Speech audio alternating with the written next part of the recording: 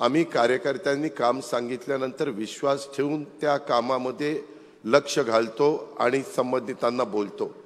परंतु कार्यकर्त्यांनी पण खरं काय असेल ते सांगायचा प्रयत्न करा, नाहीतर कधी कधी आमची गडबड होते, तसं काही होऊन देऊ नका। जो मृत्युमुखी पडलाय, जो निघून गेलाय, त्याला मी दत्तकाचं पत्र घेऊन येतो। आता तो गेलाय वर आणि तो ॲडॉप्ट व्हायला करणार आणि म्हणलं अरे पत्र नाही, काही नाही। नाही म्हणले दादा ते मला पत्र दिलेलं मी आता शोधून काढतो ना आणतो, असं नाही चालत। प्रत्येक रात्री झोपायच्या आधी मी स्वतःला एक प्रश्न विचारत असतो की आज मी किती लोकांचे त्या ठिकाणी बदल घडवल्या, जी कामं घेऊन येतात त्याच्यामध्ये। हाच माझा यशाचा मापदंड आहे आणि हाच माझ्या राजकारणाचा देखील असण्याचा हेतू आहे। सार्वजनिक जीवनामध्ये आपण सगळेजण काम करत असताना किती लोकांचे प्रश्न मार्गी लावले, काय केलं। आता कालचंच उदाहरण देतो, इथं रमेशप्पा थोरात आले असतील, त्यांनी एका ठिकाणी मला जेवायला बोलवलं होतं। आम्ही बरेच जण बसलो होतो। लोक कामं सांगताना पण फार वेगळ्या पद्धतीनं, आम्ही कार्यकर्त्यांनी काम सांगितल्यानंतर विश्वास ठेवून त्या कामामध्ये लक्ष घालतो आणि संबंधितांना बोलतो।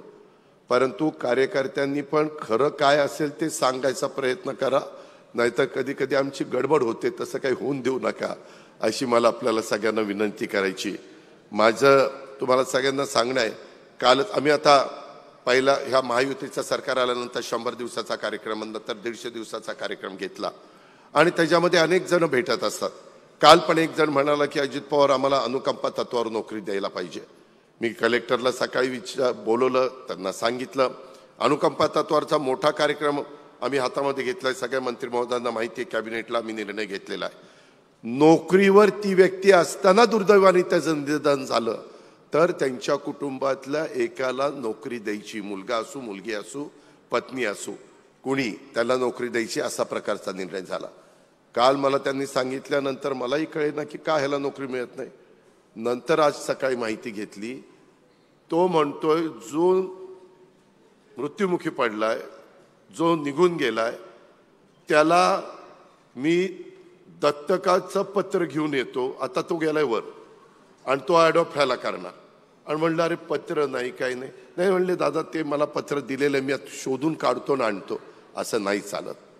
उगीच काहीतरी कुठली तरी चुकीची कामं, आणि त्यांनी सांगताना मी ते समजून घेतलं, कलेक्टरनी समजून घेतलं आणि नंतर जाता जाता त्या कलेक्टरला म्हणला माझं काम नाही झालं तर मी आत्महत्याच करेन।